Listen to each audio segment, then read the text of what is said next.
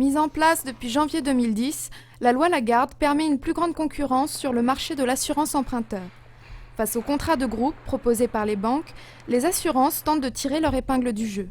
La loi Lagarde dit clairement que toute personne qui se présente dans une banque pour souscrire un prêt doit être informée que certes la banque peut lui présenter un contrat de groupe, mais qu'elle peut également souscrire son contrat auprès d'une autre compagnie. Donc tout le monde est sur le même pied en ce qui concerne l'information et ensuite à la personne en question de trouver quel est le contrat qui lui convient le mieux. Quand les gens nous appellent, on communique d'entrée de jeu sur la réforme en disant que le seul point sur lequel la banque pourra embêter en fait les clients, c'est sur l'équivalence des garanties.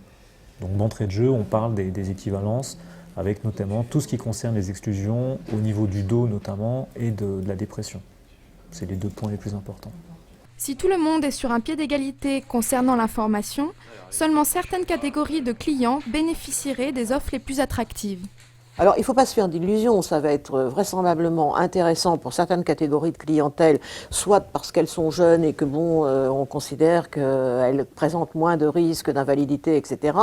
Elle peut également, elle peut également être intéressante pour des personnes qui ont un niveau de solvabilité important. On peut leur faire des conditions entre guillemets préférentielles. C'est vrai que le principe d'une délégation, enfin d'une assurance externe, c'est qu'elle va concerner en général les primo-accédants, c'est-à-dire les gens qui achètent pour la première fois. Et bien évidemment, c'est des personnes qui sont dans une tranche d'âge, on va dire, en dessous de 40 ans. Le principe d'une délégation, d'une assurance externe, c'est qu'elle va calculer sur le capital restant dû et qu'elle va regarder aussi un certain nombre d'éléments, un certain nombre de critères, et notamment l'âge. Et en général, on va être bien positionné pour une personne qui aura, on va dire, grosso modo, jusqu'à 40 ans.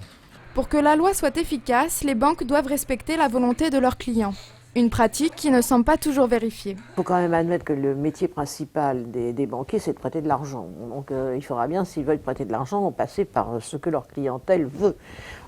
Il y a un risque, mais le risque est quand même, quand même très tempéré par le fait de cette obligation, de prêter X millions à une personne.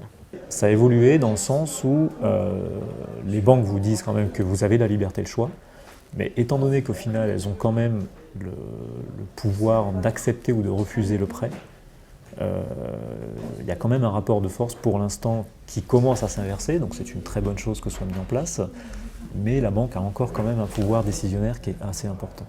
Si la loi Lagarde accorde aux particuliers une plus grande liberté dans leur choix d'assurance emprunteur, l'influence qu'exercent les banques sur leurs consommateurs continue d'étouffer la concurrence.